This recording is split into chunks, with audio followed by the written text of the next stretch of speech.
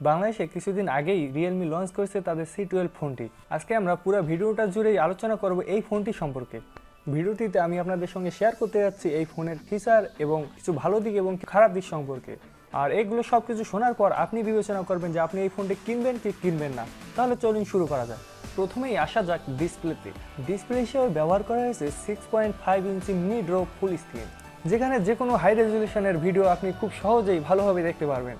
ফোনটির ডান দিকে থাকছে power button, volume up down button, বাম দিকে থাকছে সিম কার্ড এবং মেমোরি কার্ডের পোর্ট, যেখানে ডাবল সিম কার্ড এবং একটি মাইক্রো এসডি কার্ড সাপোর্টেড। ফোনটির পিছনে গ্রেডিয়েন্ট কালার হিসেবে ব্যবহার করা হয়েছে কোরাল রেড এবং মেরিন ব্লু। তারপর আসা যাক ব্যাটারিতে।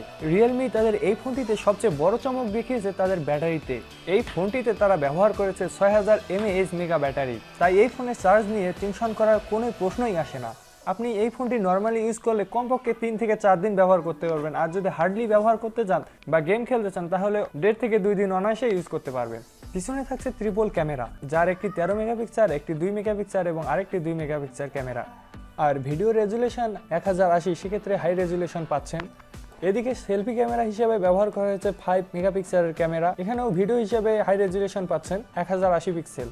এই ফোনটিতে ব্যবহার করা হয়েছে ফিঙ্গারপ্রিন্ট, যার মাধ্যমে খুব দ্রুত আনলক করা যায় এই ফোনটিকে। এবারে আসা যাক ফোনটির প্রসেসরে।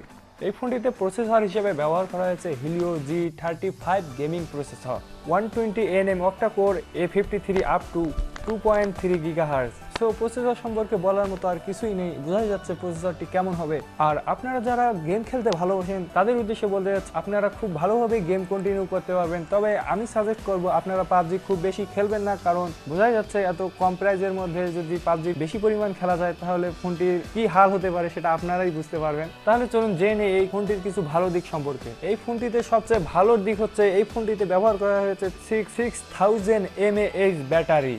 ফোনটিতে ব্যবহার করা হয়েছে ফিঙ্গারপ্রিন্ট এবং ক্যামেরাও মোটামুটি ভালো। আর ফোনটির খারাপ দিক হচ্ছে ফোনটি এই বাজেটের মধ্যে তারা কিছুদিন আগেই তারা Realme C11 লঞ্চ করেছিল, সেখানে তারা ইউজ করেছিল 2GB র্যাম এবং 32GB রোম। সেই হিসেবে তারা এই ফোনটিতে একটু বাজেট বাড়াই দিয়েছে, কিন্তু ব্যবহার করেছে 3GB র্যাম এবং 32GB রোম। সেখানে তারা 3GBর পরিবর্তে তারা 4GB ইউজ করতেই পারতো। আর সেই হিসাবে অন্যান্য ব্র্যান্ডরা কিন্তু সেখানে 4GB ব্যবহার করতেছে, সেই হিসেবে বলা চলে তারা 4GB র্যাম অনায়াসেই ব্যবহার করতে পারত। এছাড়া আমি এই ফোনটিতে কোনো খারাপ দিক খুঁজে পেলাম না। আপনারা চাইলে এই ফোনটি কিনতেই পারেন। আর আপনারা যারা এত কষ্ট করে আমার ভিডিওটি দেখলেন তাদেরকে অসংখ্য ধন্যবাদ। দয়া করে আমার ভিডিওটিতে লাইক দিবেন এবং আমার চ্যানেলটিকে সাবস্ক্রাইব করে আমার পাশেই থাকবেন, আমি যেন আরও ভালো ভালো ভিডিও আপনাদেরকে উপহার দিতে পারি। খোদা হাফেজ।